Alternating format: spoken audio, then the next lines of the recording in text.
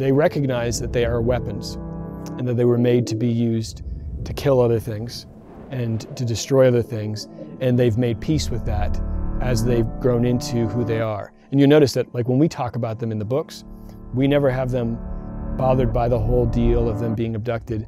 They're almost always looking at that as, well, if it didn't happen, there wouldn't be a human race to protect anymore. And so there's a really deep sort of gravity to their understanding of being a Spartan, to their recognition of the weight of that, and just the fact that they're embracing it as their destiny. This is what I was made for. This is what I was born to do. They're not seeing it as a situation where they were given a short change. They're seeing it as this is the way it was supposed to be. And so their attributes are solemn acceptance. They, almost all of them, have this sense of, we're here, we're gonna die one day, and it may be tomorrow, it might be 10 years from now, it's gonna happen. It'll probably happen in battle, but we're gonna do what we've been called to do until that happens. This is about Master Chief's journey, his past and his future. For Chief, it's interesting because he's reunited with Blue Team, and this is the first time that we're seeing him actually rely on other people and be a part of a unit. There's also someone else looking for answers, searching for him. On the flip side, you've got Fireteam Osiris, who's a brand new team. They've never really fought together before, and I guess there's a parallel there for, kind of where we were at with Halo 4. There's the fact that we built a studio and made a game at the same time. That's pretty crazy if you actually knew what that entails. Next year will be 20 years for me in the industry, and the stories I heard on Halo 4. I think a lot of us did, and I definitely felt a lot of pressure. The bar was so high, and nobody believed that we could do it, and so it was kind of up to us to prove everybody wrong. We brought in these amazing, talented people to make a game, but they never worked together before. They're working with new ingredients in a kitchen they're not familiar with, and so there was kind of a craziness that came about from all that. I don't know how it happened. All of the things that could be against a team were against a team. We had to earn the right to carry that Halo mantle, and I think that when you are in games and when you're in entertainment, there is no sure thing. You've got this big galaxy-spanning story. Oh, there's these attacks that are happening on colonies. There's this massive destruction that's happening. Somebody stop it, somebody save the day. But at the heart of it is, again, this story of these two families and these two things that they want. And if you don't have those quiet little human stories, it doesn't matter how many planets you blow up, nobody's gonna care. Anyone can get lucky once. This is our sophomore effort. This is where we prove it, whether we can really pull Halo off.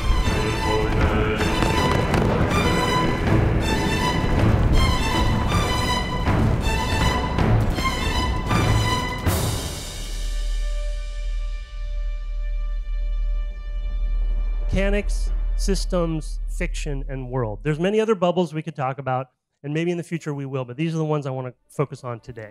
We started really big.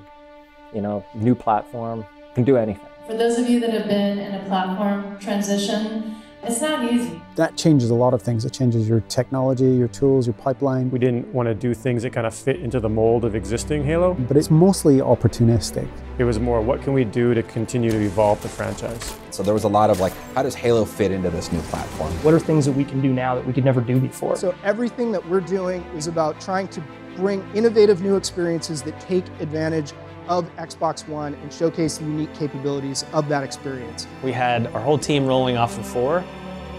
We wanted to engage everyone in coming up with new ideas. We had a couple hundred people all pitching things on what the next game could be. So we had to start massive, fail, fail, fail. We failed a lot until we kind of came up with spaces that we were happy with. For us, a lot of what we spent this time on was just kind of figuring out what the long-term roadmap for the studio and for the technology. I'm looking at how do we make sure we keep ahead for making sure that we're moving forward to make our engine and our tools the best for our creative teams. With the way that we're doing it, we're continuing to develop tech, but at the same time, we need to kind of start working on the next project. And so every one of those decisions you make is taking little chunks out of the end game from somebody. Weapon, sandbox, environment, whoever's doing the work on that, they're not doing other work that could go into gameplay. Maintaining the balance between what Halo is and what Halo could be or should be or needs to be. but you got to. Like, you know, we can't, the engine was made, you know, 15 years ago. There's things in this thing that we should tear out and rebuild from scratch. It was a ton of creative minds coming together and trying to figure out what we could do with a new platform, what we wanted to do with gameplay, what we wanted to do with story. So between 4 and 5, we had some time, and it was the right time in the marketplace to go, okay, we need to go 60 frames a second. We need to go dedicated server, and if we're ever going to do those, we got to do them now. Every other Spartan, every soldier, when they hear about this, they're gonna hate us. There is a certain limitation that you've got when you've got one character that's sort of driving the universe. You'll actually be playing as our new Spartan, Spartan Locke, as well as Master Chief and Blue Team. We need to answer that question of who else out there is a badass and who else out there is somebody you'd want to play as. We wanted somebody who had a very distinct contrast to the Master Chief. It's more interesting when Chief has maybe not an antagonist, but kind of a wild card. He's gonna go try to capture the hero of the story. I'm not so much hunting a Spartan as I'm hunting the Spartan. How do we find a way so that Locke is just doing his job? Chief has always been very much shoot first, ask questions later. And while Locke is not slow on the trigger finger at all, he usually knows why he's shooting a little bit more than Chief does. That's an interesting perspective there, because traditionally the Master Chief has always been, just follows whatever orders you tell him to do. How do you put that question on its head? Use characters in ways that we may not have expected and might be even uneasy using them. You pit him against the groups that he would normally be aligned with. Chief's always been a man apart and has always been very, very different than other people around him. But with Blue Team, these are equals. And so getting him the chance to talk to these people that he's known for years means that we get to see another side of him. There is a unique understanding that the rest of Blue Team has that even Cortana really didn't have. They've shared the same experiences of augmentation and being ripped from their home and growing up without their parents. And so I think that there's a different kind of bond there. Chief's with his old team, people who were his family, people he knows very well. Locke is the leader of a new team, so they have a completely different dynamic. They're all been drawn from backgrounds that can bring something to the table as a Spartan 4. Vale's knowledge of cultures. In fact, she can actually speak Sangheili and understand the nuances of the language even better than a lot of Sangheili themselves. Tanaka's knowledge of engineering. I got a lot of like sensing equipment or little radio transceivers and things like that. Buck's general badassedness. Check your mouths, find your chairs, and get set for a combat drop. He's kind of bolted on parts of his ODST gear. Let's roll out, Osiris. Made it. Yeah, safe and sound inside a crumbling building. We still got our big guy at the center of all of it. What would the answer be from Oni? Our Superman, our Spider-Man, like he's there. If some of their Spartans were to go off the reserve. But around him now, we've built the Avengers. Osiris is the answer. Let's talk about the creative pillars. The world is your playground is our first pillar. You want to make the mechanics that enable the most cool stories to happen. You can make the player feel really powerful, or you can make the guns feel really powerful. That's where Spartan abilities really came online, where it was like, what about movement? What about the suit? We have all these different movement abilities. It changes all our metrics, our jump metrics, distance. It changes the flow of combat. How do you do an encounter if a character skips B and goes straight to C and then comes back to B? How do you make that encounter interesting? We get to do more as artists. We get to build new ledges, build secret tunnels, things like that. Stuff that we might not necessarily do in a single player game. I think the term we always have internally is your team is your weapon. On my target. Engage the elite. Tanaka, help there. Audit. We always assumed there were 4 people. Even when people don't have a co-op partner to play with, we're putting the extra Spartans in there. I'm a longtime Halo fan, and every Halo I have felt had some big innovation.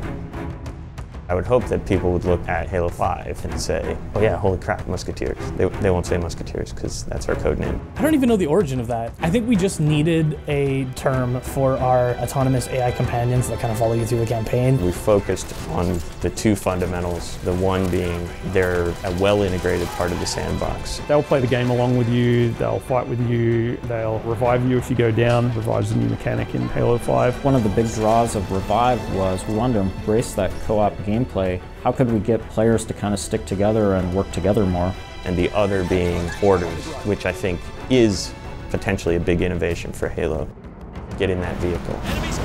Move over to that spot. You see this too? Attack that enemy. Take that target. On the ground. Pick up that weapon. Changing tactics. It's a balancing trick because you don't want the Musketeers to be too effective. You don't want a player to be running around exploring the new Halo world and then the Musketeers kill everything. We still want the player to feel like the hero. We will have had 2 programmers spend the whole project on that problem. Enemy near that Give turret. the player some very simple set of capabilities. If you kind of tell them to rush up the middle, all the AI will kind of focus their fire on the Musketeers, allowing you to flank. And then the player's going to come up with ways of using it that we haven't even thought of. Maybe that's not innovation, but it's a crazy challenge. If that's a big risk across the team, I feel like we've taken 15 or 20 huge risks on a similar scale. It's huge. It's super ambitious and big and crazy, but it's like half of what we started with. Halo 5, I think, to put it in a nutshell, was about not getting too comfortable with knowing we could make a Halo game. You can do it once. You can do that crazy Halo 4 thing once, but you don't want to repeat that. You want to get better and better at making a Halo game. The confidence we've had in this project to take on some of the technical challenges. Just 60 frames a second would probably be enough to put on paper 3 years ago and have us go like, no way. There's a lot of work. We're establishing infrastructure. We're making, kind of laying the foundation that we're going to build on top of for the future, whether it's, this game or whether it's the next game or whether it's something else down the line.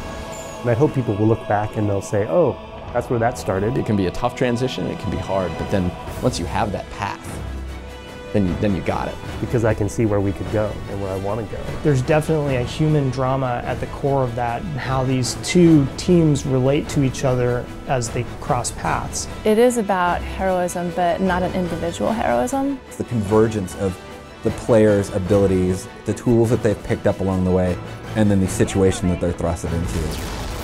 Halo's kind of got that in spades. I think we'll have done a good job if people are shocked at the end of the game and surprised by the direction that took. I think the biggest question that Halo asks when someone grabs a controller and starts playing it is, how far can you push this thing?